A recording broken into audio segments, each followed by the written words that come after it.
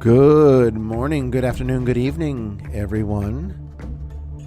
This is Bishop Bryan Ouellette coming to you live from the foothills of the Appalachian Mountains on this September 14th, 2018 for Vestiges After Dark.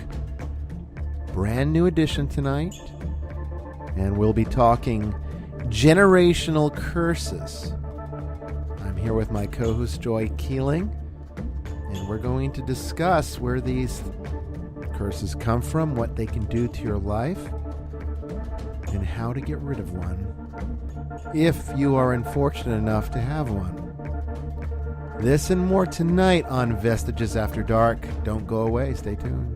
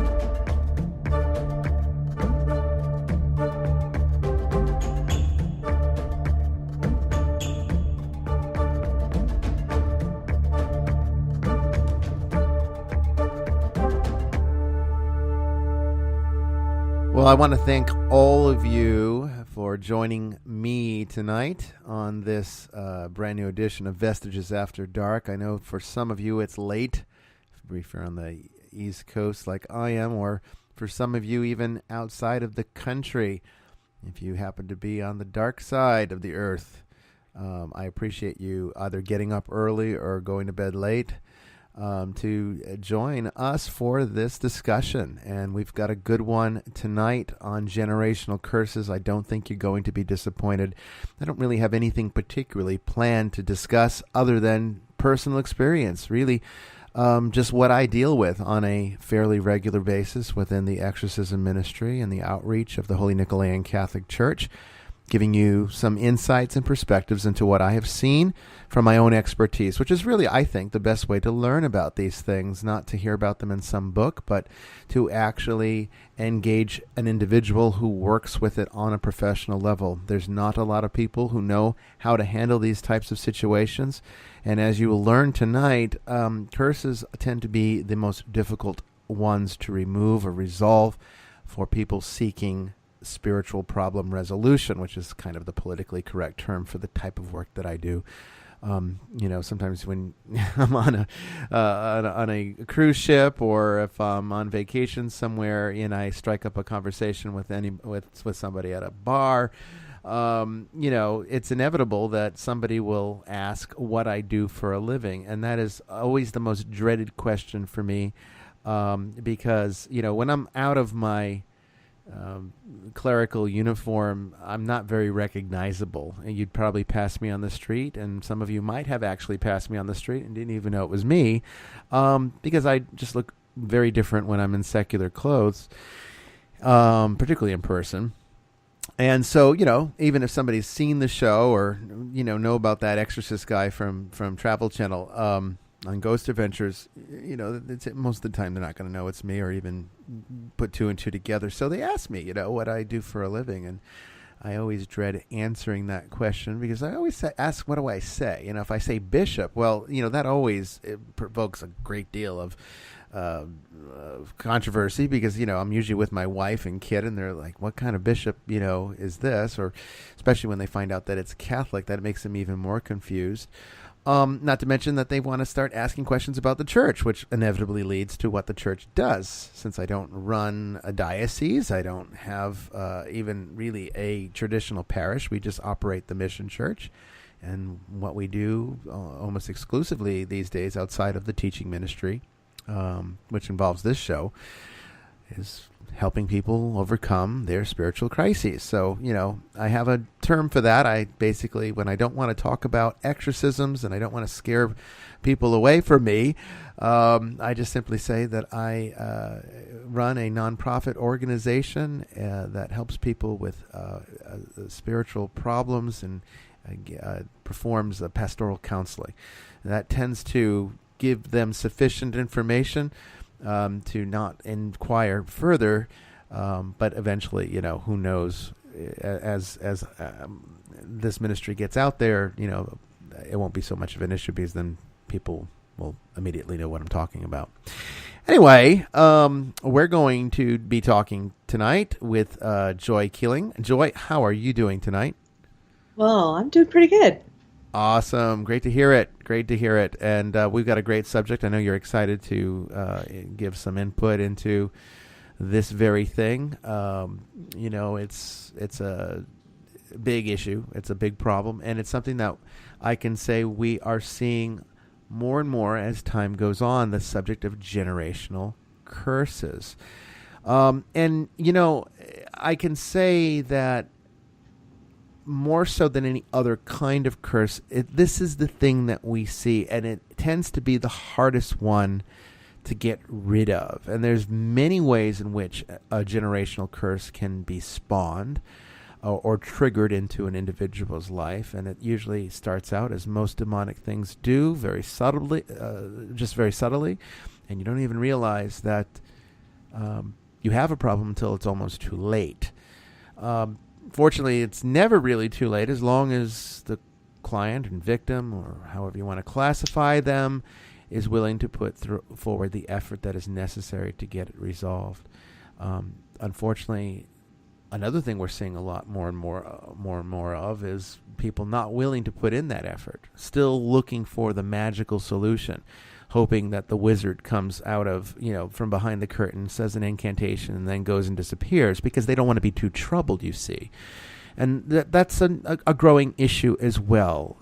All spiritual problems are resolved through religious and spiritual conviction. And, unless you have both working for you, you're going to have a much weaker prognosis from someone like me.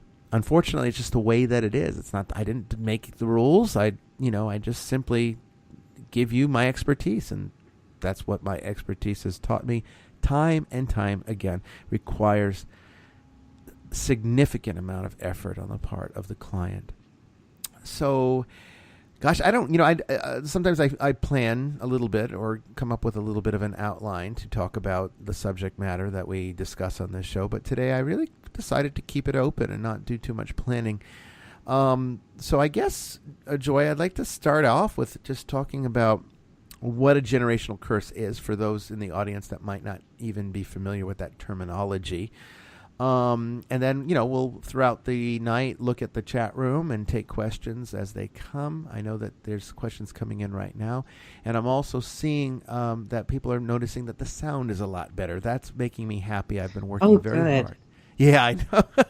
We first couple episodes of the show, we had some sound issues for sure, and it sounds like that's been resolved. I've been working very hard to get the settings just right, and hopefully we finally achieved that. So let's talk about a generational curse. Joe, I know that you want to put some input into that. I'm just going to start off by saying a generational curse could be any kind of affliction that was artificially created through multiple ways. And we're going to talk about the different ways in which they can be produced.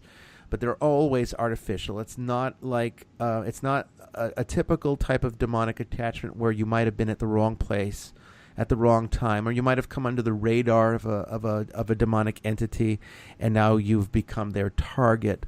Those are not curses. Those are just standard, plain old, if you want to call it plain old, but I mean, it is what it is, demonic attachment. Whereas a generational curse is produced. It is something that is artificially created. And sometimes it's intentional, and sometimes it is not. But one thing that it is always is not natural. It is something that was produced by artificial means, and it tends to afflict one person and gets carried on generationally to offspring. And so, therefore, entire families can inherit the problem. And you might even have multiple family members all at the same time experiencing different levels of the affliction. And as they have children, the children pick up the affliction, and it gets passed on down the line. It can be a really nasty thing. And one thing that it tends to happen mostly in are people who are not devout religious people. Okay, people that tend to not practice a religion with any seriousness, whether and what by religion I'm talking about anything that has formal spiritual foundation to it. So it can it doesn't have to be Christian, although I'm always going to give you experiences from my own worldview. That's just par for the course on this show. I also recognize that there's other systems out there, and they can be very effective at protecting you as well. So I'm talking about people that are not dedicated and religious or spiritually connected in any kind of significant or formal way. They tend to be the most at risk for this sort of thing. So that's what a generational curse. Now, Joy, is there anything that you could add to that definition that I might have neglected? Oh, gosh. I think that's pretty good definition. Okay, good. I just want to make sure I'm not missing anything. I want the audience to be clear on this. We get asked a lot of questions. In fact, this particular subject tonight came from a Twitter follower, and I'm very grateful to them for suggesting it, because it is a great topic. It's something that I think is good for this show, and we can make it quite educational. So that's what a generational curse is. Now, how does it happen? Where do they come from? How are these things produced? We've already established that they are artificial. But what does that really mean? So it can come from multiple ways. The first and most, I guess, conventional way is that a person who is skilled in the occult casts a curse against you. Literally uses a form of conjure, evocation, ritual magic of some kind, and sends an entity to inflict your life or the life of your family or both. Okay? Now that's just, a standard ritual curse, and there's many different forms that they can take. They exist in multiple systems. Some of the strongest and most difficult ones come out of the Voodoo tradition. I guess more well known in the United States in the vernacular voodoo. In New Orleans, they have their own version of this. It's an extension of the Haitian style, which of course is a carryover from tribal religion and tribal spirituality from Africa, or West Africa, and made it to the islands, and sort of became integrated with Christian practice. So you start to see some Christian representations being mixed in there with voodoo. And then, even further into the Hispanic areas, you have Santeria, very similar to voodoo, same kind of concept, and also very strong curses. Why are these curses so strong? Because they do not, unlike witchcraft or Wicca, although the Wicca, doesn't really produce curses, although they could, they tend to not do so. But there are other types of European witchcraft that doesn't have such strict rules against causing harm.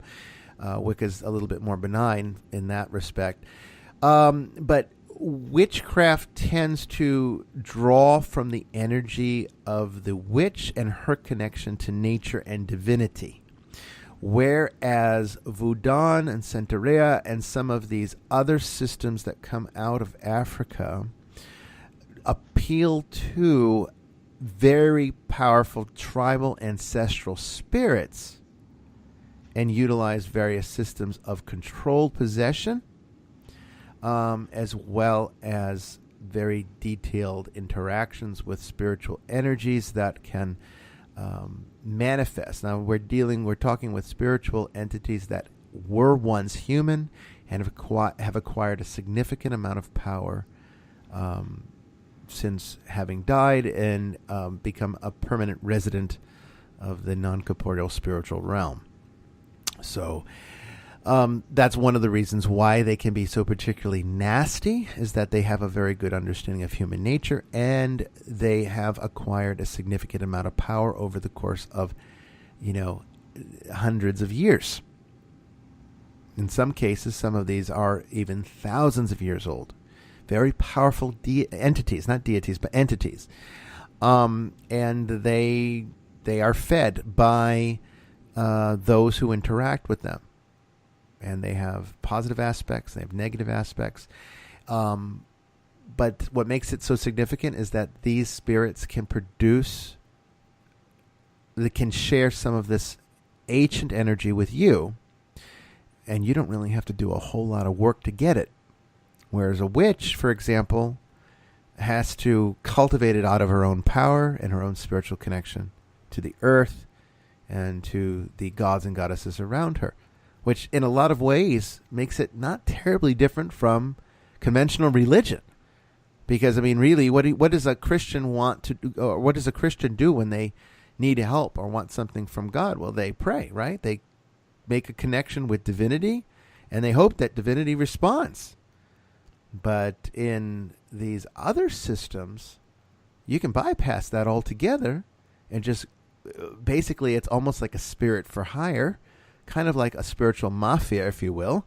And, they can go and take a hit for the right price. And with no consequences to you. That's the other thing, is that with witchcraft, there is a sort of karmic, somebody was mentioning in the chat room a little while ago, karmic or karma as a factor in this. The whole idea of harm none. What comes back to you three times. These adages from the old world religions of Europe, which basically is understood to be witchcraft today, or even more a practitioner's neo-paganism.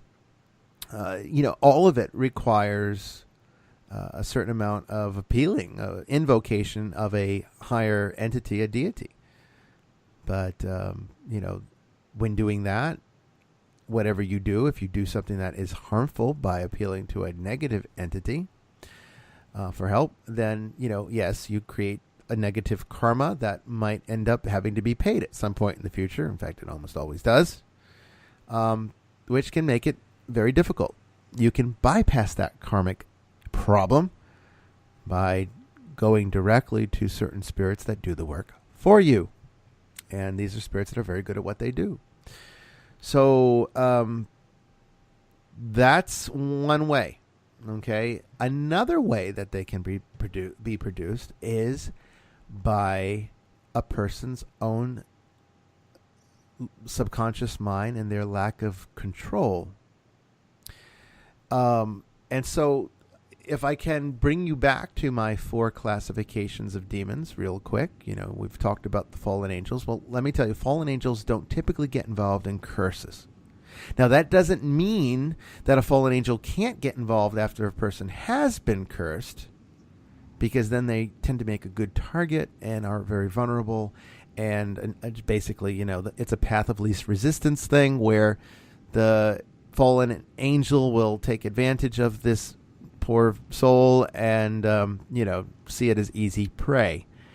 So, fallen angels, though, will not initiate curses. They don't really have to, and they don't really listen to people anyway. So even if you try to,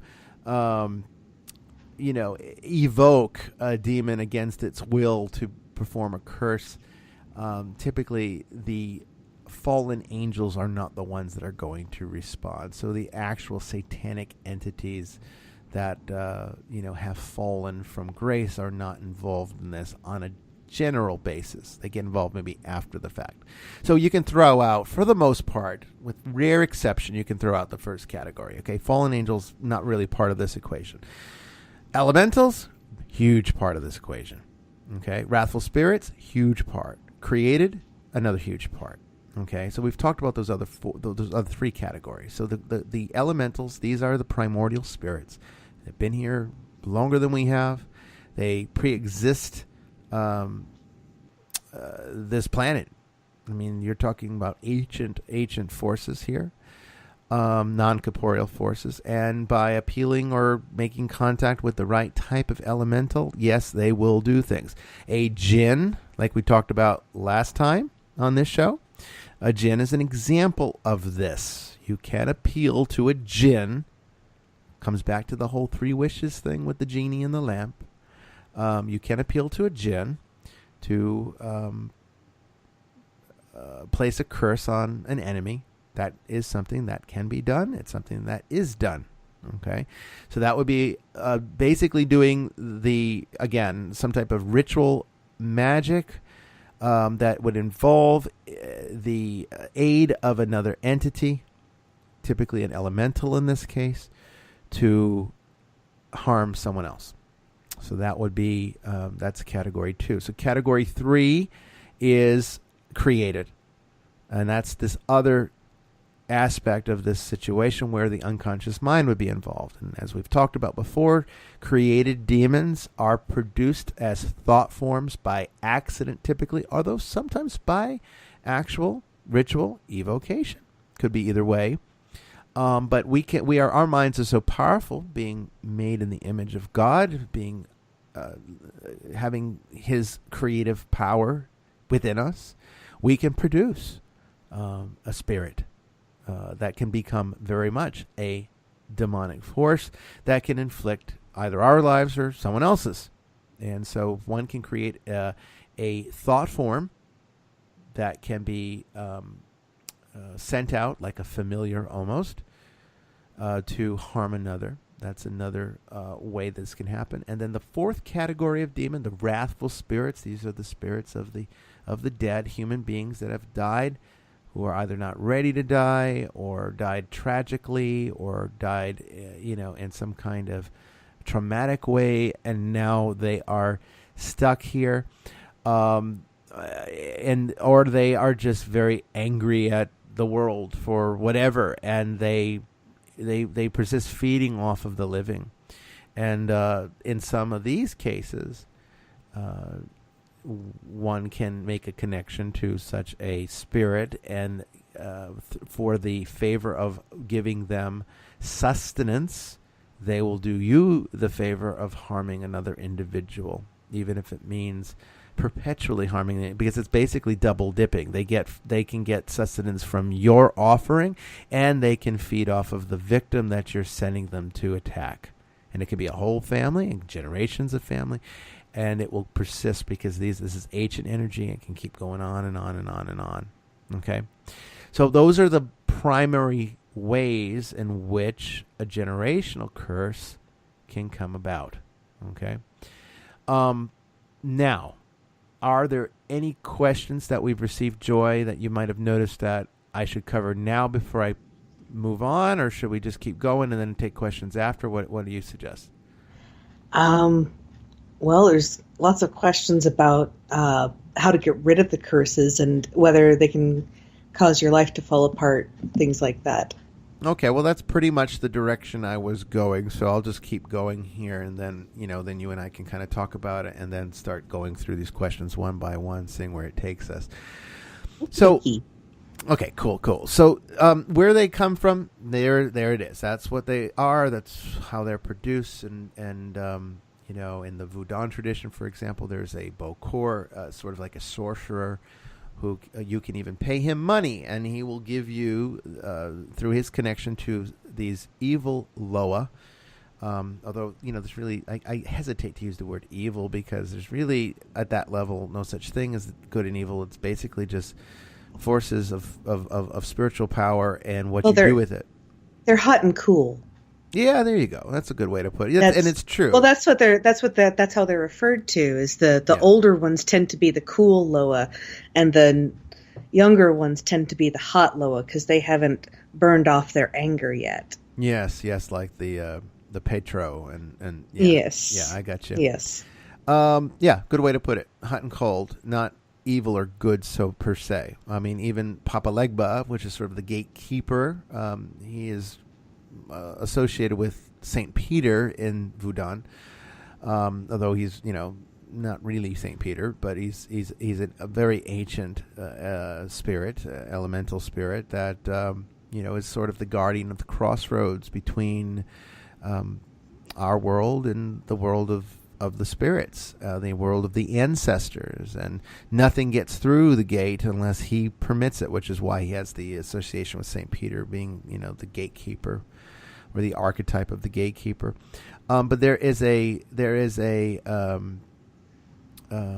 wrathful aspect to Papa Legba, and then there's a more benign aspect, and depending upon which aspect of the spirit you are harnessing is what you end up getting. And so it's important to understand that these spirits work within the realm of neutrality.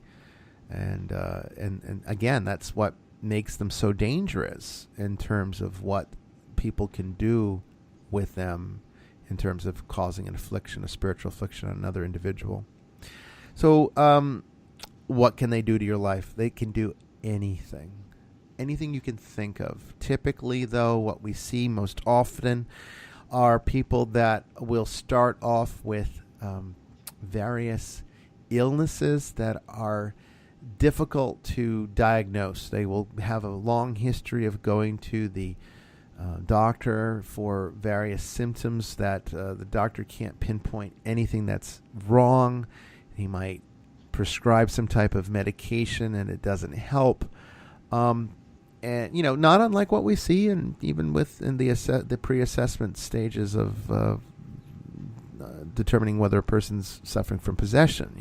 That's another thing that they tend to have in their history, is this long history of very difficult to describe symptomology that doesn't have any kind of medical basis.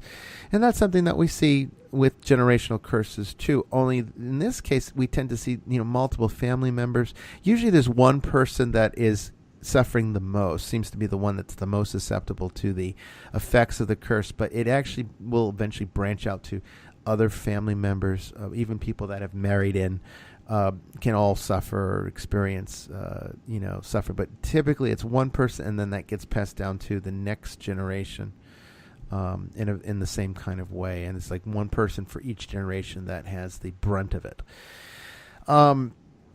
So with with a generational curse, illness, obviously, that's one of the things in which it can affect. The next thing will be money. They will attack your means of survival. So people will have a long history of unusually bad luck that sort of seems to come out of nowhere. It starts out of nowhere. They don't really understand how it happened, but it did happen. And everything goes wrong. Their whole life falls apart. They lose their house. They lose their marriage. They lose their kids. Sometimes there can be even loss of life, where there are accidents, freak accidents that shouldn't happen, because the satanic will typically not have the authority to kill you, believe it or not. Now, they will waste you away, and then you could eventually die from just sheer fatigue and just not having the means or the will to survive. But typically when a fallen angel wants to destroy your life, they will usually manipulate you into doing it. So this is where suicide becomes a factor. But typically they're not going to sit around trying to find a way to get you into a car accident so that you die. I mean, that's not the average fallen angel's MO. Now, maybe some of the very lower fallen angels might stoop to that level, but the higher ones tend to not do those things. So these are, again, back to how we look at the assessment process. And I've said so many times on so many shows before, not just this show, but on other shows that I've been a guest on, I always try to emphasize that we, how can I put this so that it actually makes sense? Because I want to make sure that I'm not being too esoteric with this material. I want to emphasize that when there is a demonic presence and we're trying to determine the origin point, we have to know what kind of entity we're dealing with. That's part of the origin point. So knowing whether or not you're dealing with a fallen angel versus an elemental is paramount. And I don't know, a lot of people that work in exorcism ministry don't even try to make that distinction. They just label them all as fallen angels. They're all demons. They don't care about the types. But the types, I mean, it's everything. It's everything to getting things resolved correctly. So typically fallen angels will not do this type of thing, but elementals will. And basically the other three categories will: the created and the wrathful spirit. So they will put you into situations where you will fall into harm's way, which could result in loss of life. So you'll sometimes see in generational curses a whole history of family members dying in weird and unusual ways at early ages. I can honestly say a very famous family that absolutely, without question, has a generational curse, and clearly they haven't done anything about it because it really hasn't gotten any better, are the Kennedys. Mm-hmm. I mean, that is one family that embodies the entire archetype of a person with a curse. I mean, that whole family is absolutely cursed. And they're Catholic. I mean, so they should be able to go to their pastor, get this thing resolved. But, what did I say at the beginning of this show? It actually requires conviction. And you can't be living a sinful life and expect that God's going to race to your rescue. It doesn't work like that. You have to have conversion. Okay, in order to get over these things. And I'm jumping ahead because I want to talk about how to resolve them a little bit later. So yes, loss of life, illness, a prevention of survival, extremely exceptional bad luck. These are all things that generational curses tend to do. And people give up. And sometimes they will even commit suicide, although that's kind of when the fallen angel aspect comes into it. Because like I said, they will usually wait until a person has been worn down so severely by a generational curse. That's when the actual satanic entities will come and sort of finish the job. So that's right from the horse's mouth, folks. That's, my personal experience with generational curses and what I have seen with my own clients. I'm actually in the process right now of working a very severe case that is starting to appear like a generational curse, although there is absolutely, without question, a fallen angel involved. But without giving away too much information, this is a client that has a long history of medical issues that were not resolved, and this client has now suffered greatly and has even difficulty coming to the mission church. And we have performed numerous exorcisms already to try to liberate her from this. And it stems back to a curse that seems to be from that Santeria tradition. And looks like it was somebody that was trying to get or was angry at her for some reason and hired a sorcerer to perform the rituals that are needed to make the spiritual connection that could afflict her. But the interesting thing is that I have successfully removed the elemental entity, and living underneath the entity is an actual fallen angel that was hiding within and the true cause of the possession.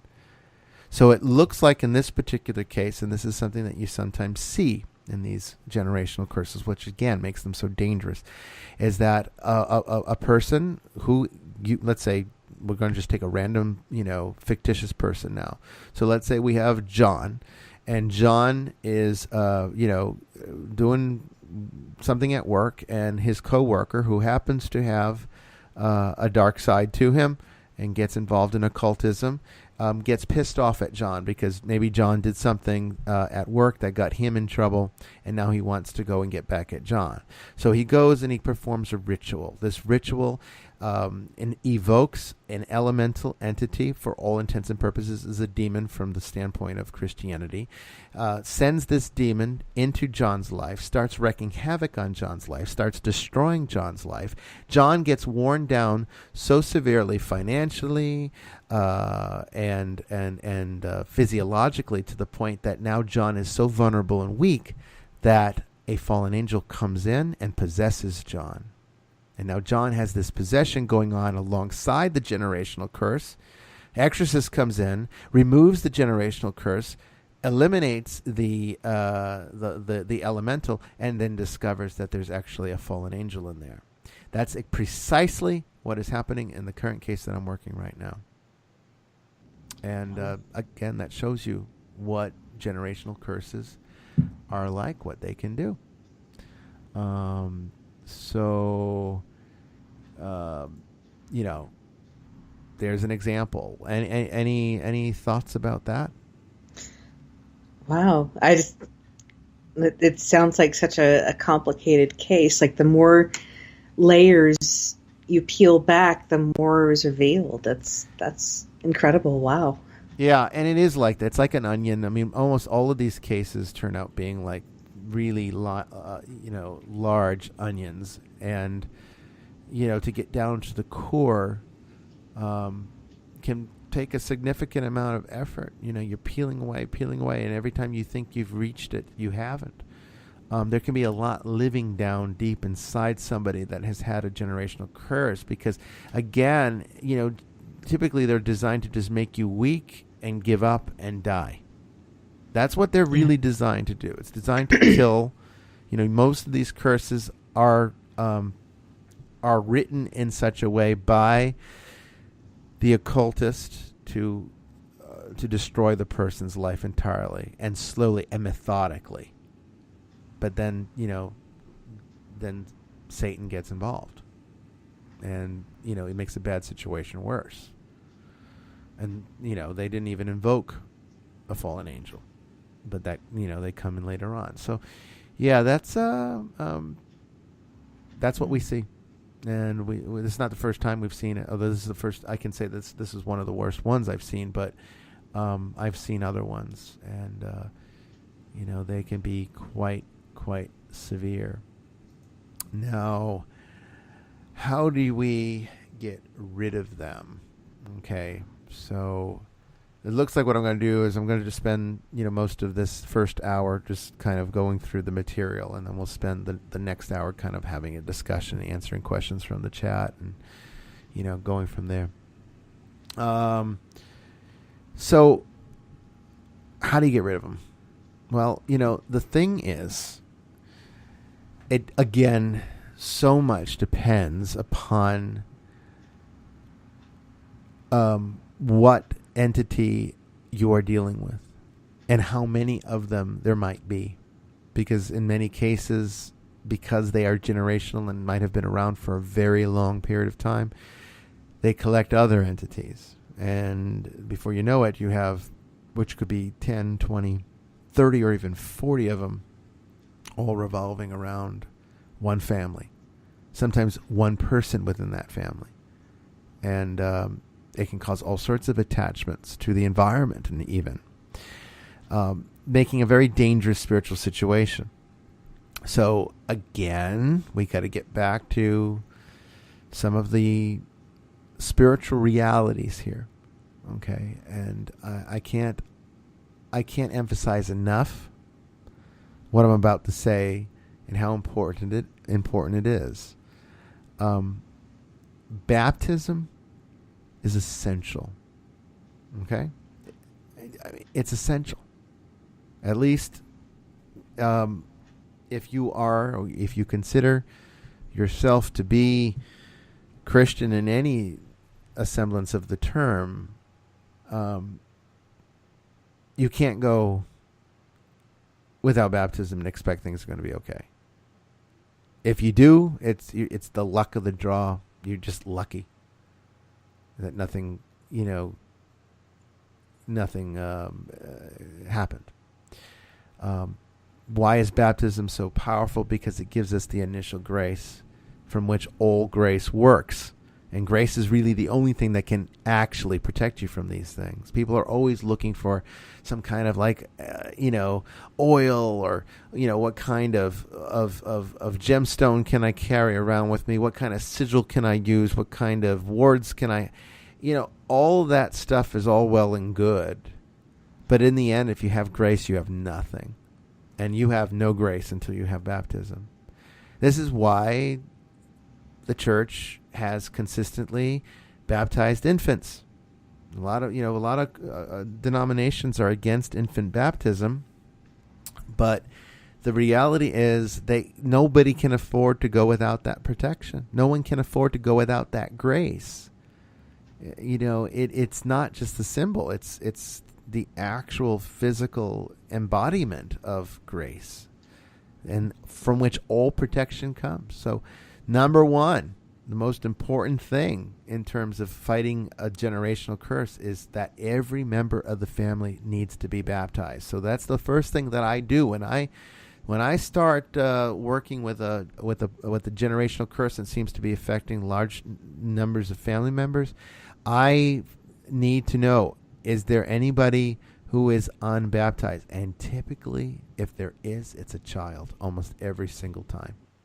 Because, again, people not taking this seriously, or, unfortunately adopting one of these other Christian denominations that is against infant baptism, and it becomes a big risk factor that they don't even understand. And even when I tell them, they don't believe me. They just won't accept. They won't wrap their head around it. Well, the biggest frustration that I have in this work, is that so many people think they know better than I do. I will give them a treatment plan. I will tell them exactly what they need to do, and they won't do it. They will not do it, and they'll get angry at me when I come back and say, well, I can't help you until you follow what I've, told you that you needed to do. And then they make it like it's my problem that I'm not helping them. And who knows what they probably do. Go around bad-mouthing me, saying, see, that guy doesn't help anybody. And in reality, it's like, I tried to help you. You didn't want to listen to the advice.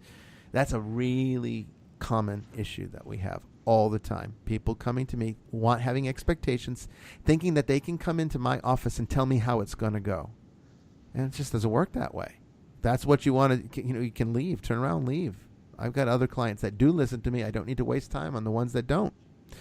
So, a lot of them don't like to hear that baptism's necessary, but it is. In fact, we have even had clients that had severe problems.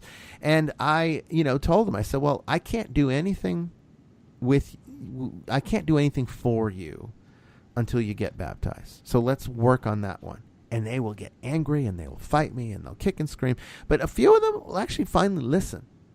They don't like it, but they're willing to give it a shot. They're so desperate, usually. And so gave him baptism, which, as you should know in the Roman Catholic and, Catholic traditions, baptism is accompanied with an exorcism. It's a minor exorcism, but it's an exorcism nonetheless. And inevitably, baptism is sufficient to fix their problem.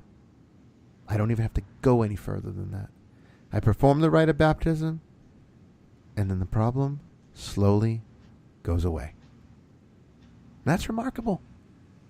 So I can't underestimate, I cannot,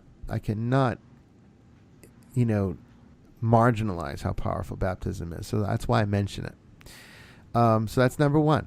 Okay. Number two is related to what kind of entity you're dealing with. So clearly, if we're dealing with where there's a fallen angel involved, then most of the time exorcism is going to be necessary at some point. Usually minor exorcism is sufficient.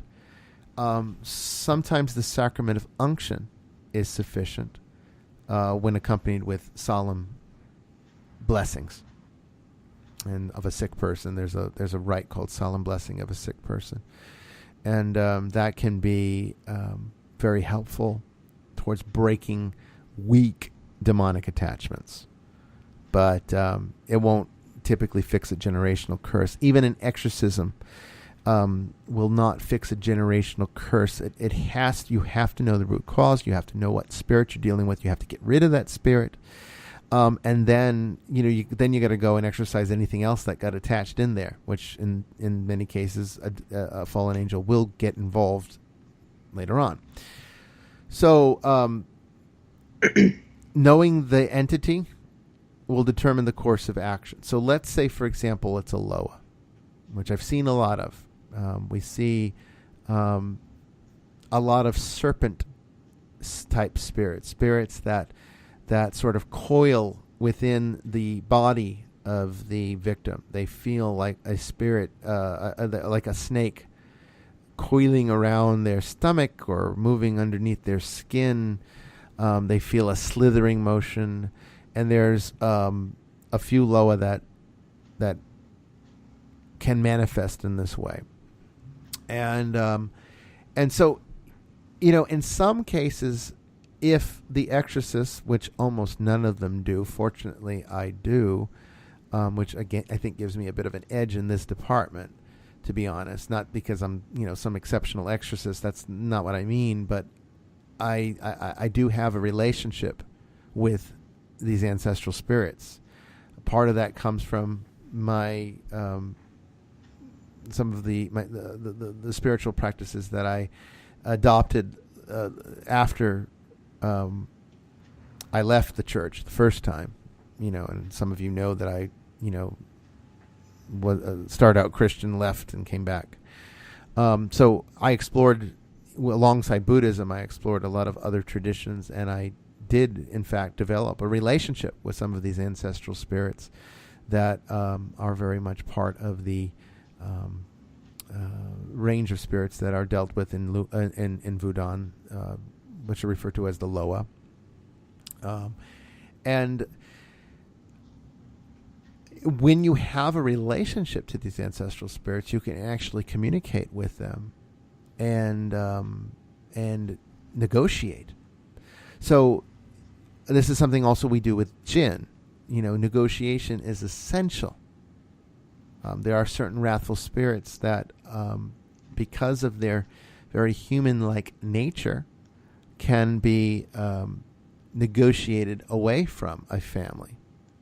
It has to be done carefully.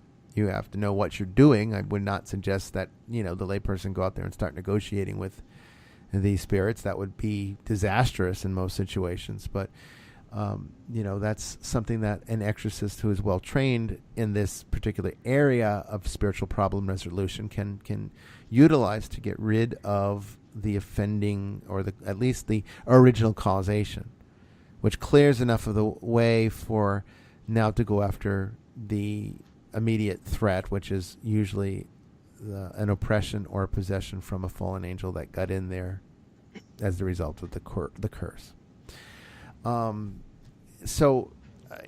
Some of what can be done in these generational curses is to utilize remedies from folk Catholicism.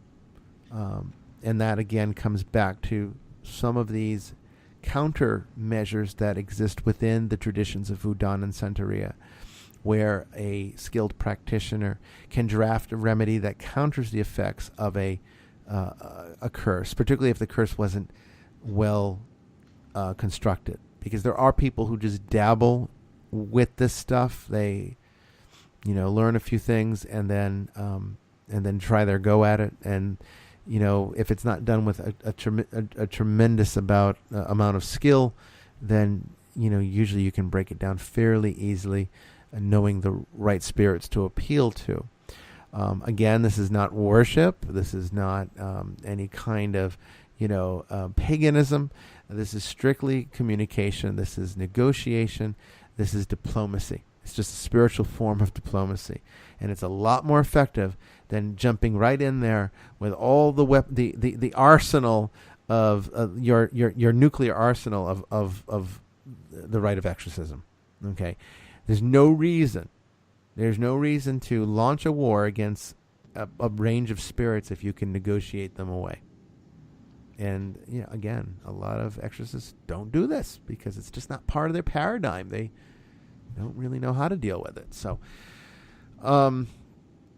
that's another way that we get rid of these things. But more often than not, a certain effort on the part of the client is necessary. They're going to have to do something. They need grace. So baptism's number one. The sacraments of the church are number two. So, I take a lot of flack from other Catholics because in the Nicolaitan Catholic tradition, we do not have a closed communion. So essentially, if you are a baptized Christian, as long as your baptism was valid, which in the Catholic faith, that is, that the Trinitarian formula was used, and water was the proper matter that was used in the sacrament, then that would constitute a valid baptism. So it doesn't matter if it was a Baptist baptism, it would still be valid. And so we, in the Nicolaitan Catholic tradition, see this as the what makes one Christian. I mean, it's biblical. It's right there. It's not, going through some kind of year-long training to learn, some esoteric Christian theology. It's accepting Jesus into your life as your God, as your Lord, as your Savior, and then taking on the grace of baptism so that you can be fortified into that conversion. It's initiation into the mysteries. It is. It's exactly what it is. It's an initiation, no less an initiation. So any Christian is welcome to participate in our sacramental life as long as they have that initiation under their belt, which would be from any valid tradition, any valid denomination of Christianity would constitute a valid baptism. Even if the rites do differ from time to time, as long as the core elements are there, then it's fine, which is the Trinitarian formula. I baptize you in the name of the Father, and of the Son, and of the Holy Spirit, and then water's poured over the head, or fully immersed, preferably immersed, that's even better. Even sprinkling is considered a valid form of baptism, although I don't like that one as much.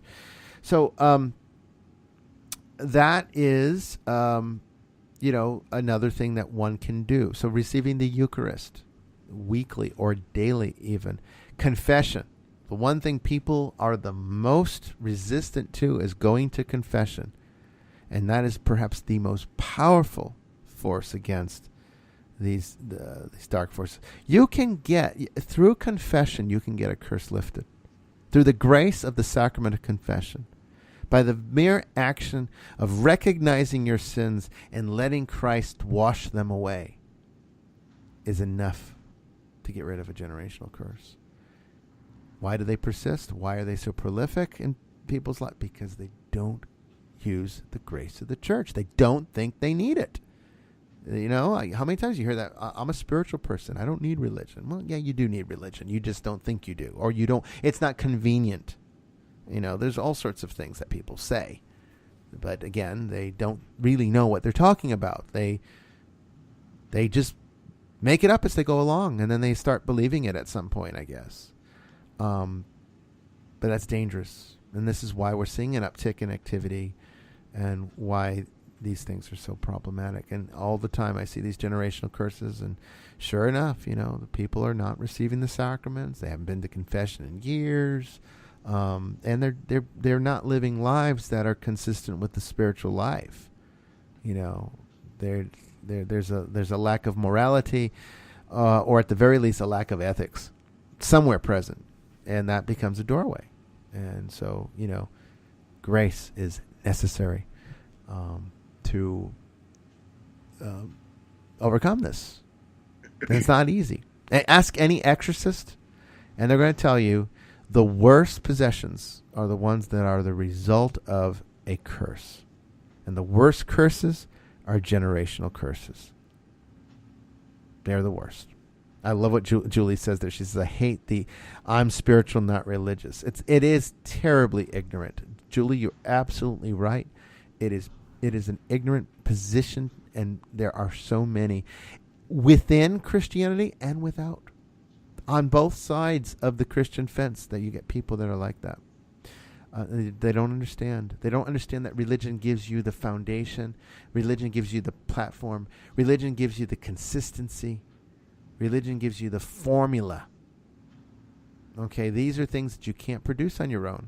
You need that support. And the church is ultimately a manifestation of these things. The rites and rituals and all the things that people think are superfluous are the expressions of the very grace. I mean, I don't want to get too churchy. You know, that's more for like vestiges of Christianity.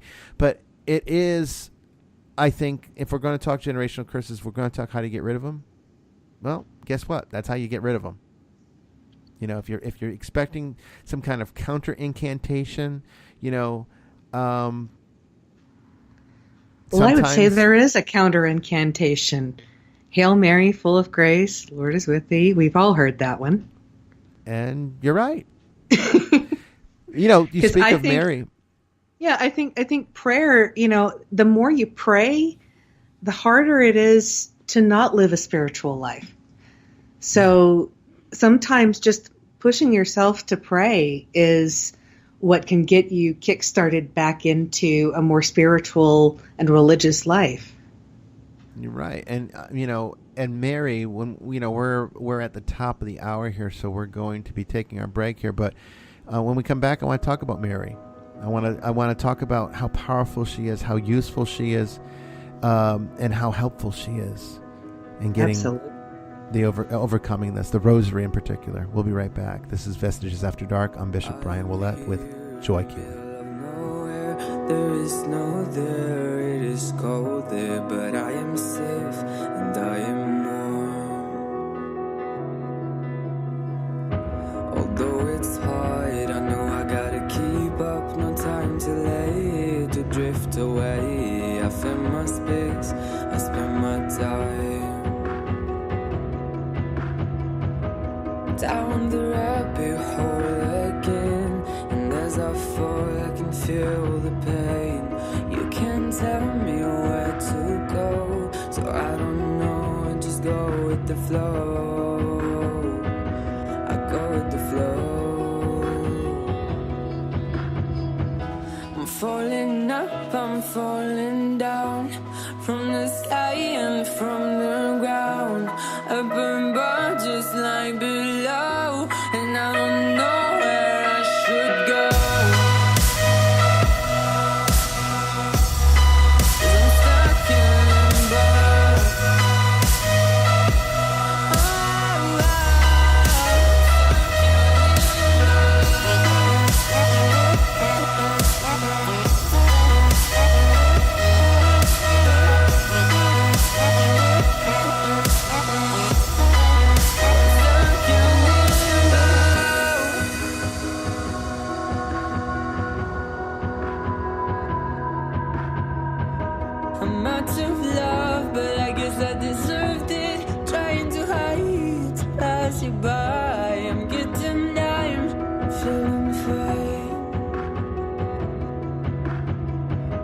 I'm light as air, no one can reach me. Lost in a dream, lost in between. Let's keep on flying, let's keep on breathing. I'm falling up, I'm falling down, from the sky and from the ground. Up above just like below, and I don't know where I should go.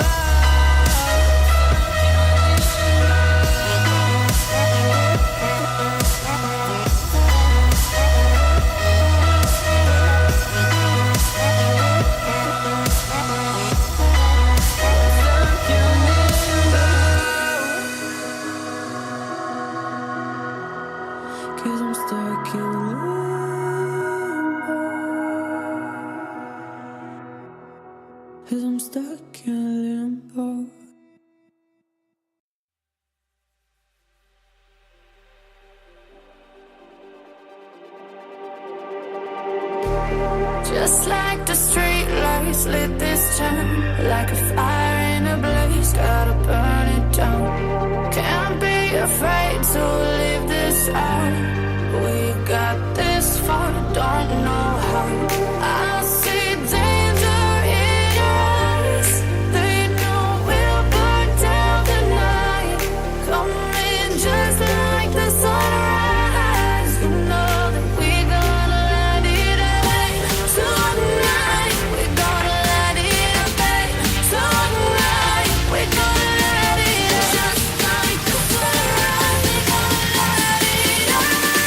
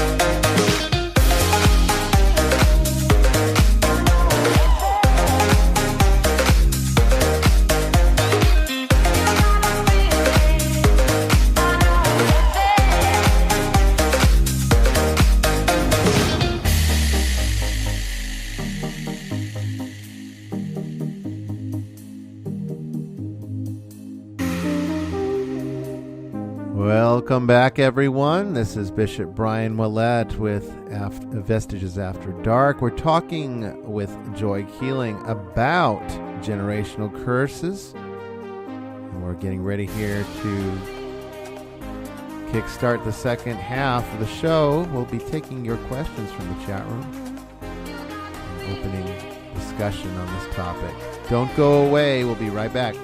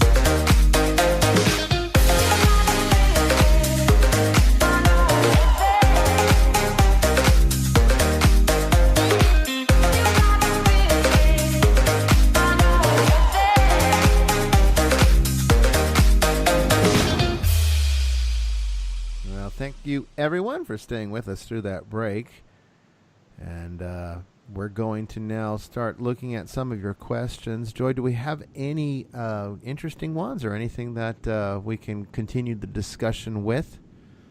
Well, I was thinking about my own situation, actually. Okay.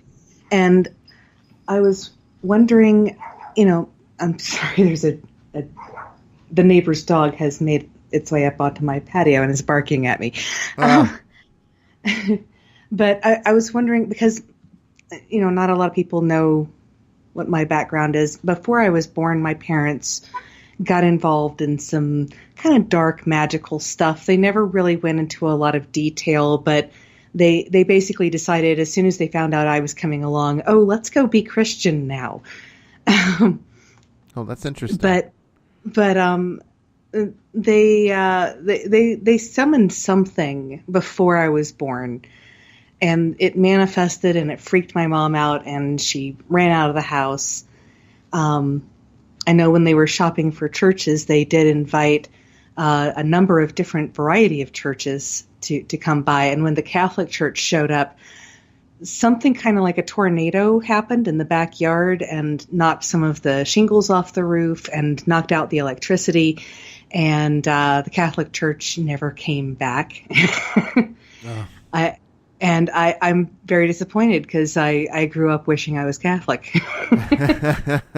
Never too late to become Catholic. It's never too late. But that was something, I don't know if it was something that either my parents did or if somebody pissed somebody else off, but such strange and sometimes horrifying things would happen to me as I was growing up. And I kind of wondered, am I cursed? But now, I'm really thinking, am I cursed? So is that something there?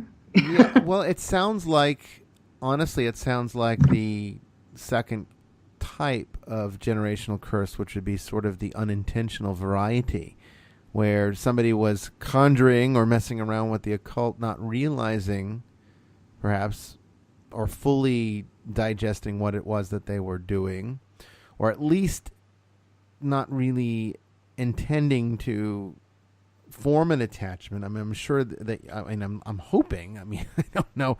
People do lots of strange things, but I'm hoping that, your family, when they were messing around with this conjuration, it wasn't designed to attack you. It doesn't sound like that was the motivation there. So that would be more in lines with the accidental kind, where, a person isn't fully aware of what it is that they're doing, and then it ends up with an entity that latches onto them and then their offspring. And so, yes, I think it's very possible that you have inherited the unfortunate result of whatever ritual that was. It's too bad we don't have more information about what your family was really doing, because it sounds like you were too young. Yeah, well, I wasn't alive. Well, you weren't even born, right? Yeah, you said it was like after you were born, they became Christian, right? Yeah, well, they got baptized right before I was born, like a couple of weeks before. Okay. And but I wish I could ask them more. They never really wanted to give a lot of details. They didn't want to talk about that period in their lives, and of course now they've both passed away, so there's no one really to ask. But I know that there were some pretty weird things that my father mentioned over time, and my mom really kept tight lip about it. But she always encouraged me whenever I saw something or heard something or sensed something. She encouraged that, but she also wanted me to be cautious, because she didn't want me to get all wrapped up in that. She didn't want me to not be Christian. Right. Well, I'm really glad that you found me, because I might be one of the few people that can help you get through some of the challenges that are the result of this. And, I'm, of course, more than happy to do that, because, again, getting back to what we said on the first hour of the show, there's not a lot of exorcists out there that really understand this type of thing. It's kind of like, the devil and Satan and the fallen angels, and let's do some exorcisms. It really misses the point that there are specializations within the realm of spirit attachment. There's so many different types of spirits that can attach to you with all their own kind of resolutions. And I can tell you right now, Christian exorcism is not extremely effective against a jinn. It just isn't. It doesn't mean that it can't work or won't help, but you need to have more in your arsenal than exorcism to get rid of one typically. Sometimes they'll just give up and move on. But, more often than not, the jinn are very persevering. And, that's just one example.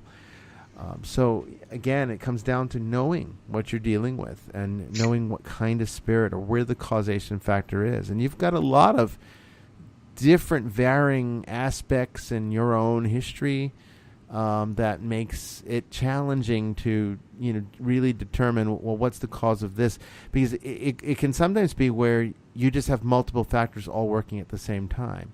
One of the things that I guess is worth mentioning here as a risk factor for generational curses is not just so much that you ran into somebody who was messing around with the occult, or somebody that maybe is actually quite proficient with the occult, and they went ahead and started, performing curses, and you're the unfortunate victim. There can also be the result of having natural psychic or medium ability and then acquiring the wrong kind of entities because they're attracted to your ability. And they draw in all sorts of other things to them because they become sort of like a magnet, if you will. And just by virtue of having all of that spiritual energy in your life can sort of result in an indirect generational type of attachment. It's not really a curse, but for all intents and purposes, it might as well be, because the manifestation of either one is the same result. Totally. Yeah. I mean, because the psychic abilities that I've experienced, my mom didn't have the same types, but my grandmother did. So that has passed down through my family, and my grandmother was not exactly the nicest person in the world, and she kind of cultivated a lot of negativity. There were people who showed up at her funeral to make sure she was dead. So she that's a wasn't the recipe nicest for a person wrathful spirit right there. I mean, yeah. So she wasn't the nicest person in the world, and I did have to live with her for a while, and I just being around her that much, it weighed you down. And so the stuff she was cultivating and the psychic energy that was all through the house with all three of us living under the same roof, that was just a recipe for disaster too. And it wasn't until I moved out of there that I started feeling like I could breathe. Yeah. So I wouldn't be a bit surprised if there wasn't some generational stuff going on there because of the generations of psychics also cultivating these negative archetypes. And yeah, they do. And they're very powerful at doing that, and then they stick around and they continue to feed off of. I mean, people are wondering, well, why do they stay? Why do they stay attached? Why do these attachments happen? It's survival. It's food. Mm-hmm. You know, just because something doesn't have a physical body as we understand a physical body to be doesn't mean that they don't need sustenance. It doesn't mean that they don't need some type of energy in order to continue to exist. And most of these types of spirits fall into that category, and the constant drain on our energy makes us sick, makes us weak, makes us tired. Headaches are a big factor in that. If you have chronic headaches, it is almost always traceable, unless there's some definitive physiological cause, or some kind of reason for it. But like when people have these nondescript types of illnesses like chronic fatigue syndrome and fibromyalgia, some of these are so ethereal that there are doctors that don't even believe that these diseases exist. And they do exist. It's just this is how science looks at spirit attachment. And it has to label it with something that makes sense to science. Oh, we'll call it chronic fatigue syndrome. Oh, we'll call it fibromyalgia.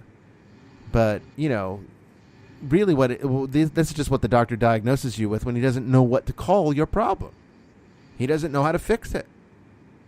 And now you've got a diagnosis, and sometimes that makes people feel happy. But in reality, what really is the cause there? I can guarantee you the cause has to do with some kind of spirit attachment. And headaches are a big part of that. Headaches are a big factor. I have extreme chronic headaches, and I know that it has to do with the fact that I am constantly working with spirits that make me sick. Simple. This is, it's kind of it's what you have to deal with. And this is why grace is so important. This is why health is so, keeping one strong. And I take a vitamin B complex. I take vitamin C. I take magnesium. These are all supplements that I can use to strengthen my physical body so as to be able to counteract some of the effects that come from working in perpetual or working with the perpetual darkness like this. So, looking at some of these questions here, recurring nightmares. Elizabeth Wagner asks about recurring nightmares. That's one of the things that we do look at, particularly if they are elevated to the point of night terrors.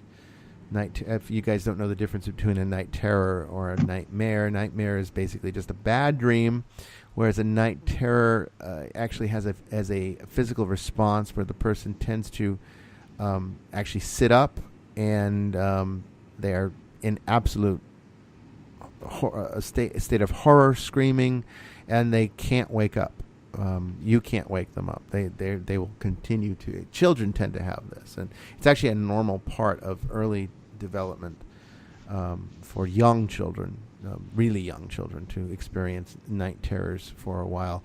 But when adults are experiencing it, there's definitely something wrong there. So I would say not necessarily nightmares, reoccurring bad dreams. I would take those a little bit more seriously, because reoccurring is usually something within your psyche trying to tell you to pay attention to something. But night terrors absolutely are a concern for us when it's happening to adults. Some have been talking about suicide. I kind of missed the question. Did you catch the question on suicide? I didn't. There's somebody talking about 2 great aunts that committed suicide. I don't. Oh, See it. Tara said 6 minutes ago, would the unintentional variety entail suicide? Mm. Well, again, getting back to what we discussed in the first hour, suicide tends to be the preferred method of fallen angels to take you out. So when they're ready to be done with you, they tend to use coercion, depression, and basically making you feel that life is not worth living, so that you go and you take your own life. And that's a twofold reason, because there's really no merit in it for them if they kill you. Because at that point, you're as innocent as a murder victim. And, no one would say that a person's going to go to hell for being a murder victim. But suicide? It's a whole different matter. And, there is a tremendous amount of spiritual risk to those who commit suicide. And so that is typically the way a fallen angel would attack you. Suicide, I would say, is almost always the result. Any kind of suicidal ideation, I would say, is almost always the result of a demonic, satanic attachment. Almost always. Yeah, I would agree. And it takes a lot. Think about it, Joy. It takes a lot to override the human brain's natural instinct to survive. Yeah, and I've been attacked that way, and I this is going to sound horrible. I played along so I could perceive the kinds of things it was trying to tell me. Some of the things that it would tell me was, that life wasn't worth living, but also think of the relief you'll feel. Yes. Yeah. That was another one that was really big. And so, once I, figured out what its plan was, I basically told it out loud, I've just been playing along so I could study your behavior, right? And it ran very fast. Yeah. Yeah, but and they don't. Well, you probably took it off guard. It didn't know how to handle that. Exactly. Well, I mean, because it thought it was succeeding for a minute, and no, you weren't. Sister Mary Joan in the chat room says knowledge is power. It is. And I wanna. It really is. That is such an important statement to make. Knowledge is power, because what knowledge does is it alleviates the realm of fear, and there is no thing that you can fall more victim to than fear that makes you more vulnerable to demonic attack. Nothing. I mean, I always tell people, no matter what your problems are, face them with confidence. Face them with the confidence of the cross. Like we celebrated tonight, and actually found out that it's too difficult to try to have Mass on a night that I have the show. So when there's another Mass on a Friday night, I'm not going to be able to do Vestiges After Dark. Unfortunately, it was just too hard. But I did make it back. I did make it back with a little bit of time to spare. But tonight was or not really tonight now. It's past midnight. But Friday night was Friday was the Feast of the Exaltation of the Holy Cross, and it's a kind of a big feast. We actually take out the relic that we have in our Church of the True Cross. We have a first-class relic of the True Cross, and I take it out on this feast for veneration and to bless the congregants with that relic.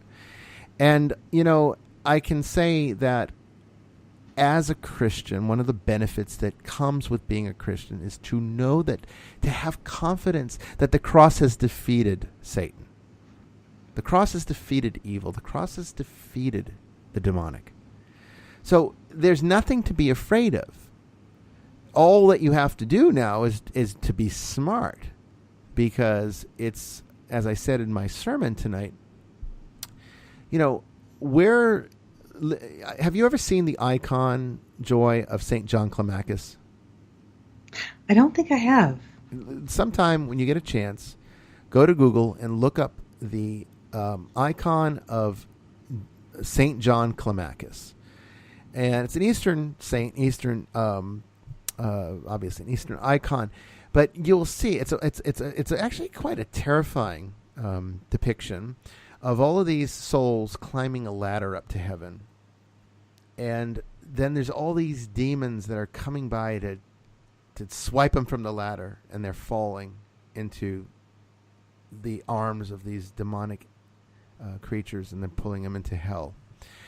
And what that really is the church militant. It's who we are. It's our place right now in on the earth at this very moment. We, through the sacraments of baptism, confession, Eucharist, through the grace of the church, through our attendance and participation at church, are climbing up that ladder. And the more grace we accumulate, the higher we go.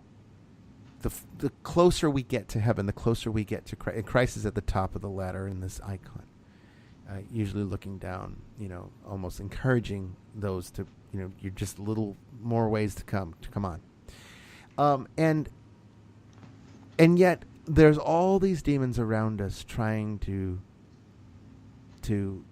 make us fall.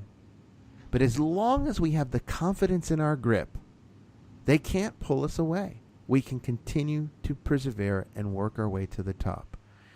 And that's another massive lie, another huge deception in Christianity today, is the idea that Jesus died for your sins. There's nothing left for you to do, no work for you to do. He did it all. So now you basically just sit there and wait, and you end up in heaven. Everyone's in heaven. No. It doesn't work like that. Not even in the least. Not even the slightest. That is not the gospel message. Pay attention. Listen to what Jesus said in the Gospels. He didn't say that. I can guarantee you. There is work involved. There's effort involved. And the way we get through it is in confidence in the cross. Not that the cross did the work for you. What the cross did is it opened the gates of salvation. It made now salvation possible. Whereas before, whether you were righteous, whether you weren't, you ended up in Sheol, right? You ended up in Sheol is Hebrew for hell. It's identical to the Greek Hades, but it was basically non-existence, what we would kind of call today limbo. Okay, and that was for the righteous as well as for the those that suffered from iniquity. Didn't matter.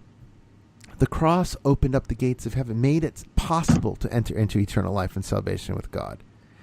And so by being able to go into that reality now, it gives us something to work for.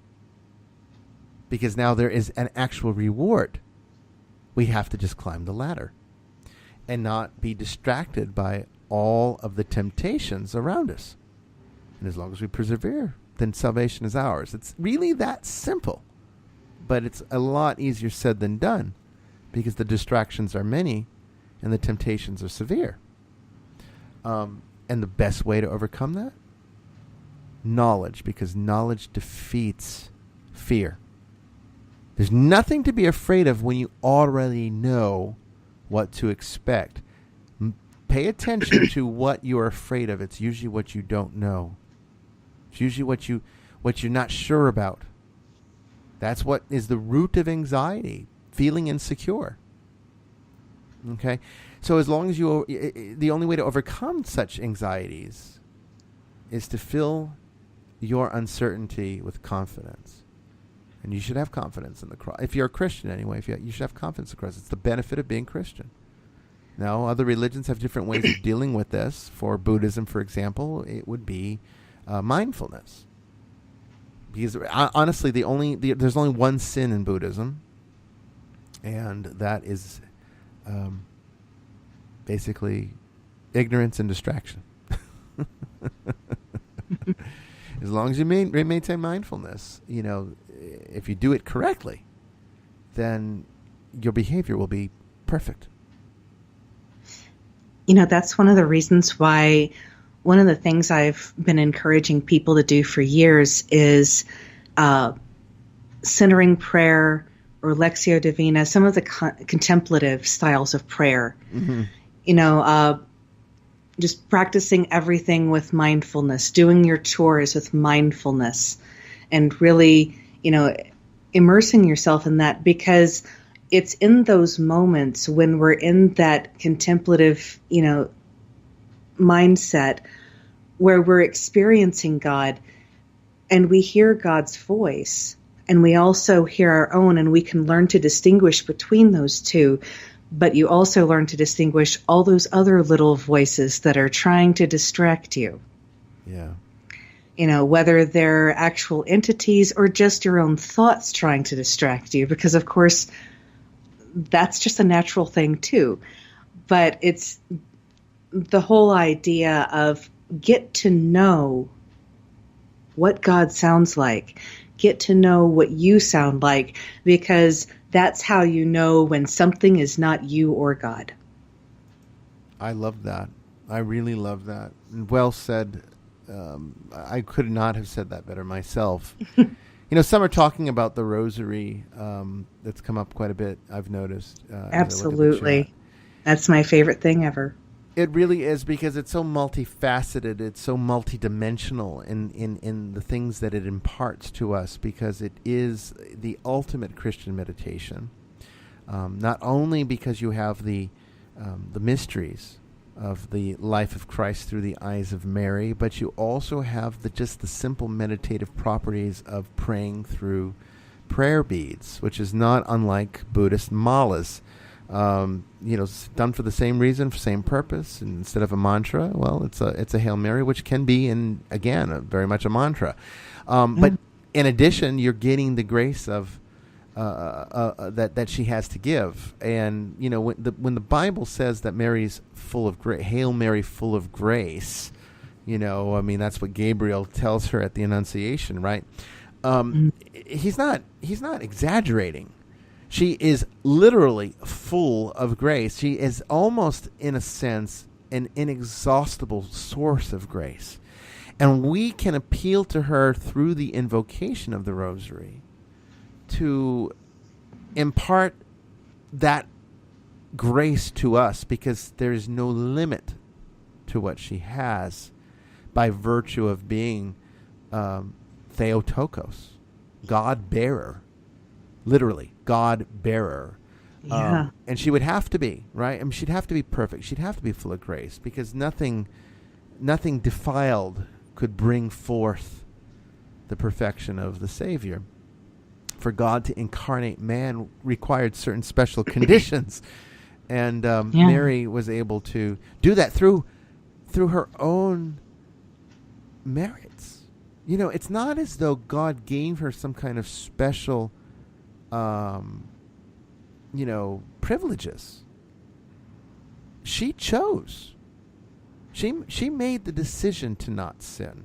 That's what makes the Immaculate Conception such a beautiful thing, is that when you really look at the theology of it, it's not, as some people think, that, it's easy for Mary because, she was given extraordinary grace.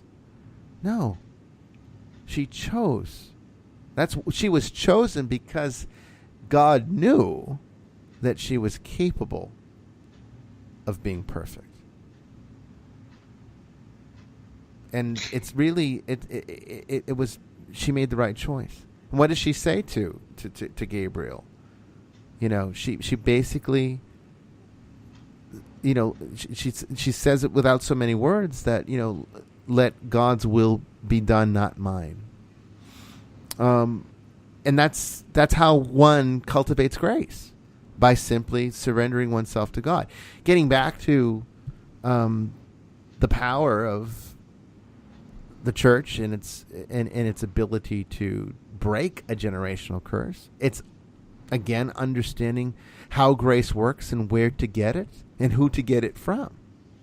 The sacraments give us a never-ending fountain of grace.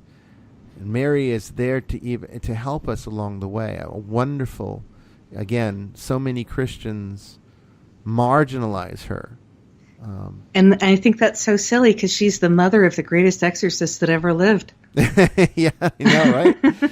Honestly, it's sad. It's really sad. I mean, isn't it interesting that both, the Western and Eastern churches have such a strong place, the Catholic Church and the Eastern churches have such a strong place for her. And yet, after the Reformation, all of the denominations after that really just marginalized her. It's sad because she's the mother of the church too, and that makes her our mother as well. And we need that. I think in such a patriarchal religion as Christianity tends to be, you need that more gentle, compassionate presence that only she can provide, because Christianity doesn't have it doesn't have a balanced expression of the deity like paganism did, where you had your gods and your goddesses, that balanced the energy between the masculine and the feminine. And even in Taoism, you have your yin and your yang. They might not be personified, but it's the same general principle. But Western religions of the book, Judaism, Christianity, and Islam, tend to be very patriarchal and almost too masculine, too much yang energy, and it sort of oversteps itself, or oversteps the femininity that is needed in order to balance it out, and to have that. One of the stories I like to tell, in sermons and talking about why, because one of the things that people ask me a lot that are non-Catholics is, why do you need Mary? Why would you ask Mary when you can just go to Jesus? That's a big question I get a lot from the more, the Protestant denominations that are kind of anti Mary, or see Mary as like some kind of like idol that Catholics have, and they don't understand it. But they ask, why would you? And it's not a bad question. Why would a Catholic go to Mary when you can just go to Jesus? Well, why I would? Well, let me hear your answer. I would go to Mary, because, the first miracle that Jesus performed, he didn't want to do, but she told him to do it, so he did it. You knew where I was going with this, didn't you? That's the wedding feast of Cana. Gives us that wonderful story, because here he is, right, and they're at this wedding. It's very early on. He didn't start his public ministry yet, and he's at this prominent wedding, clearly, and they run out of wine, and that's like a big faux pas in the ancient world. You just that cannot happen. It would be a absolute embarrassment to the host. It would spoil the whole wedding. It would ruin the day. And Mary obviously had a lot of concern for this family. I mean, they must have been important people to the Holy Family, because why would they have been attending this wedding anyway? And I love it because it also shows the humanness of Jesus, that he actually showed up to a wedding. It's like he wasn't always just sitting around on mountaintops talking about the kingdom of God. He was doing normal everyday stuff that you and I are, obligated to do. You might not want to go to a wedding, but somebody important in your life is getting married. Well, you go. And I get that kind of impression from this, that maybe he didn't even want to be there, but, he kind of had to go. He had to show up. And, and Mary's there and finds out that they ran out of wine. And so she knows, though. See, this is what's marvelous, because it gives you insight indirectly into the Holy Family that otherwise we wouldn't know. And clearly this shows that Mary already knew that Jesus was very significant. You can't go on this idea that there's been some depictions in some movies recently that kind of had Mary sort of clueless. And I hate that Christmas song, Mary, Did You Know? I hate that song. Of course she knew. It's the worst theology of any Christmas song ever written. That's why they shouldn't write Christmas songs anymore. Just stick to the old stuff, because at least people knew theology back then. They don't know theology anymore. Of course Mary knew. But this proves it, that she knew. And so, not only did the Annunciation tell her everything that she was going to expect, and of course the presentation in the temple and, all of the interactions that she had, but, she also knew that he could do some really amazing things, even though he had never done anything publicly before. And so she goes to him and says, hey, they ran out of wine. Why don't you do something about that? And, he looks at her and he says, woman, how does this concern me? Of course, woman wasn't it sounds really sort of nasty to our Western ears. It was actually a way of being respectful back then. And so he says, how is this, don't you know my time is, to be revealed is not yet. Paraphrasing. And so, she, obviously she basically just turned around to the servants and said, whatever he tells you to do, go do it. Yeah. And I imagine her shooting him a look like, you're doing this now. Yes, exactly. I get that completely. I think that's exactly what I think happened. And he just knew he had to do it because his mom told him. And so the whole idea, as to where the idea that one would pray to Mary is that there is an understanding that she has a special relationship with Jesus. That perhaps that through her compassionate, more softer nature, as the mother of us all, we can kind of go to mommy and say, I'm having this difficulty. Can you take this and pray with me so that, I can, whatever needs to be done can be done. And then that she can go to Jesus with this, and with that same still existing special connection, arrive at that same result. I love that. I just love that story of the wedding feast of Cana. I have a icon of that in my chapel, and it's for that reason that this reminds me of the special relationship that Jesus and Mary had. Which is a beautiful one, sort of the idyllic relationship between a mom and her son, and vice versa. Okay, I'm looking at the chat room. If I missed your question, feel free to ask it again. Are there any other questions out there that we haven't covered, or anything about the topic tonight on generational curses? We've been talking a lot about Mary, and the reason for that is because Mary is one of the strongest forces against the devil. And one of the things that I tell people in my church all the time is that, we tend to know, we know that St. Michael's a great advocate, right?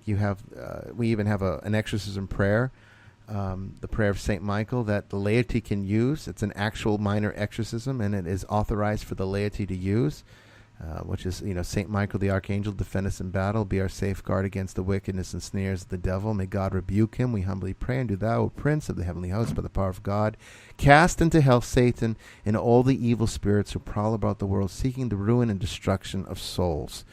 That's a wonderful exorcism, and any lay person can use it in any time of need. But it's one thing for us to know that St. Michael, being an angel, and having all of the angelic power to fight the evil one, is marvelous.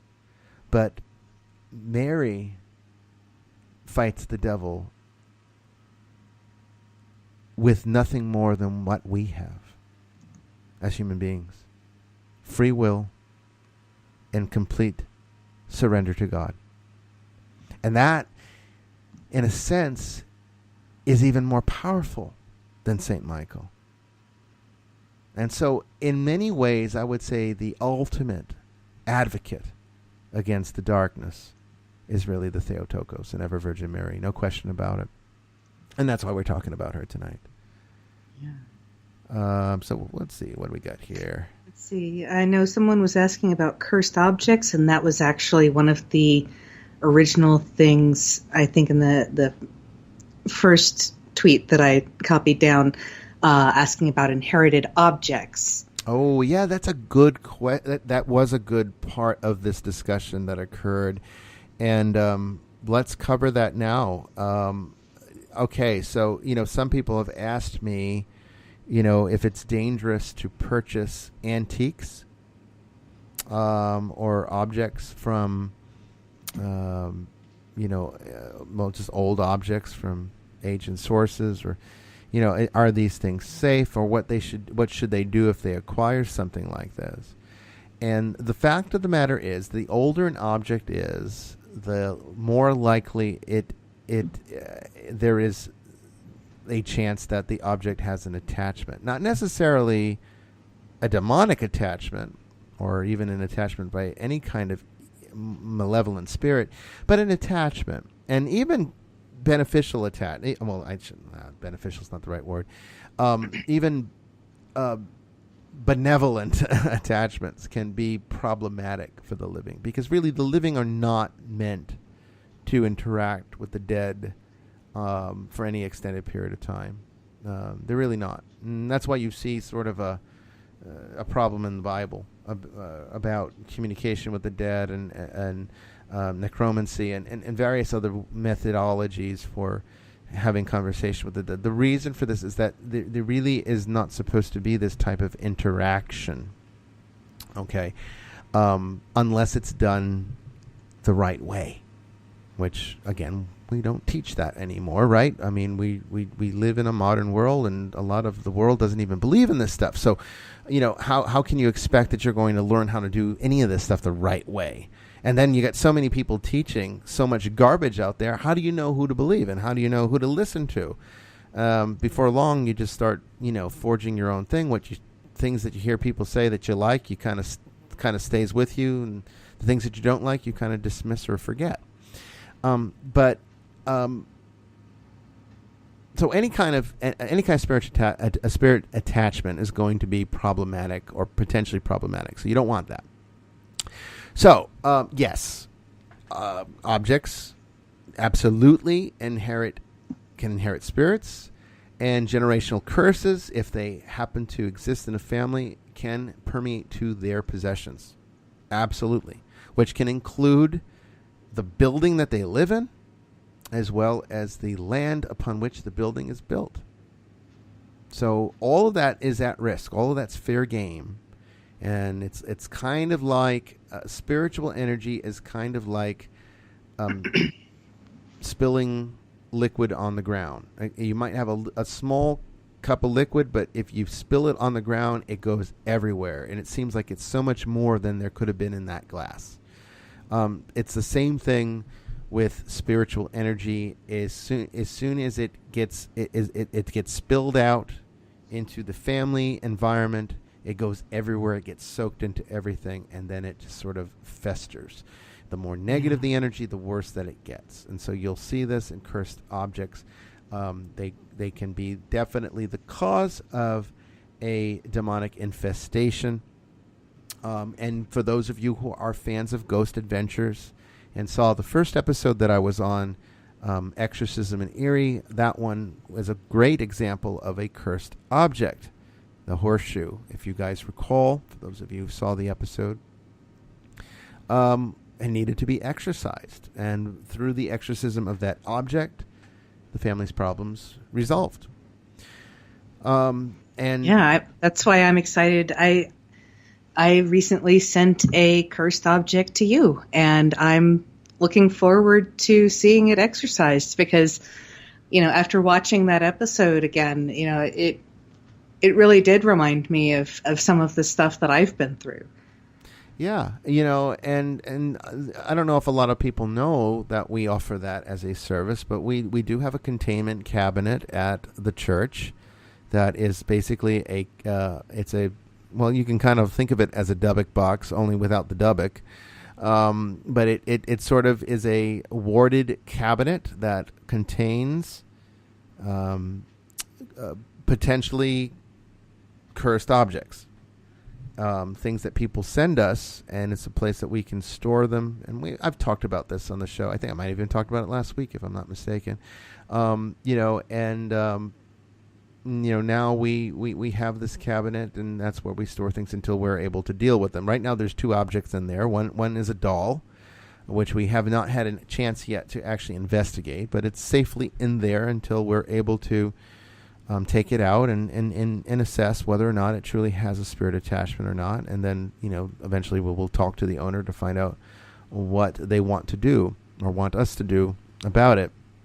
And then there's the object that you sent us, Joy, that will be eradicated next month, where it will most likely involve an exorcism and then a purging in the holy fire.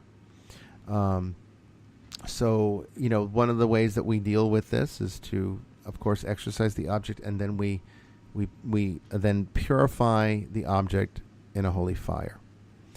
And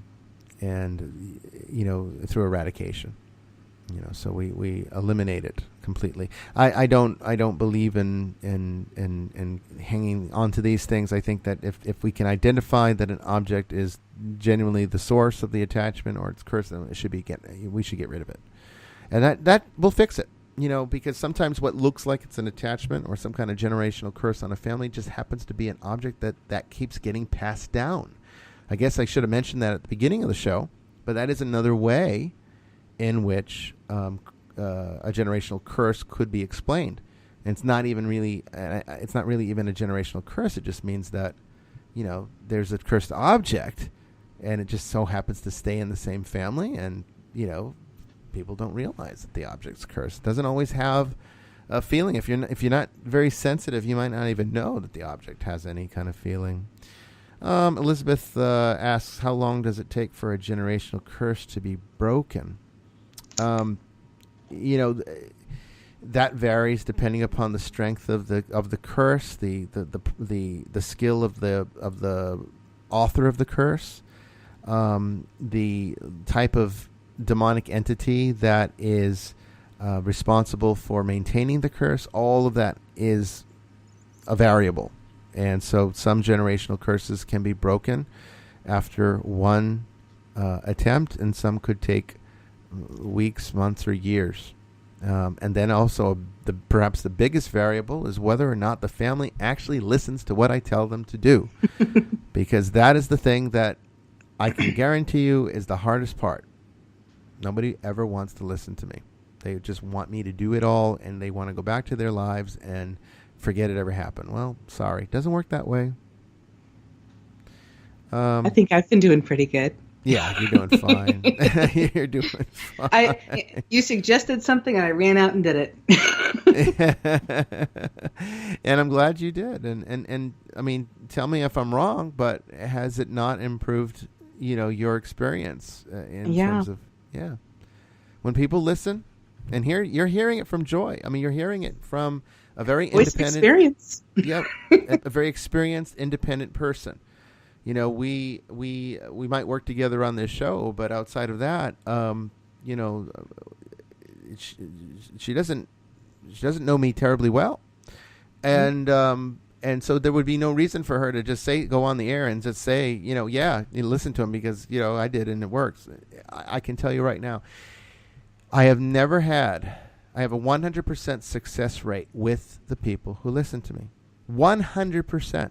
I have resolved every single problem of every single kind when people listen to me. When they try to go it their own way, they don't like the remedy. I don't want to go to church. I'm not Catholic. I don't want to go to your Catholic church. It's like, okay, let's get beyond the labels. Let's get beyond all of the, all the trivial nonsense. Are we going to fix your problem or not? And, that's the hardest part. It's what we deal with I can tell you, on a regular basis. It frustrates me, but there's really nothing you can do. It always comes back to a person's will. And if they're not willing to listen, there's not much you can do to help them. You try, but there's only so much. That's the end of the show. What a great 2 hours that was. Thank you, Joy. I always appreciate everything that you do. Oh, thank you. And all of you out there, thank you for spending this 2 hours with us. There won't be a Vestiges After Dark next week because there is another Mass on Friday. It is the Feast of St. Matthew, the Apostle and Evangelist.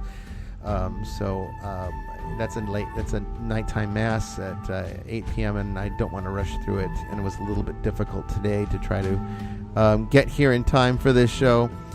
So there won't be a Vestiges After Dark next week, but maybe we will do a Vestiges of Christianity in the afternoon. I do have some questions. Oh, do you? Okay, well then let's say we will. Okay. That will be Friday, Vestiges of Christianity, Friday at probably 2:30, which I think is our normal time. I think so. Yeah. Awesome. So you got questions? We'll take them. We'll do it on Friday in the afternoon. Okay, everyone. Thank you. God bless. Take care. See you next week.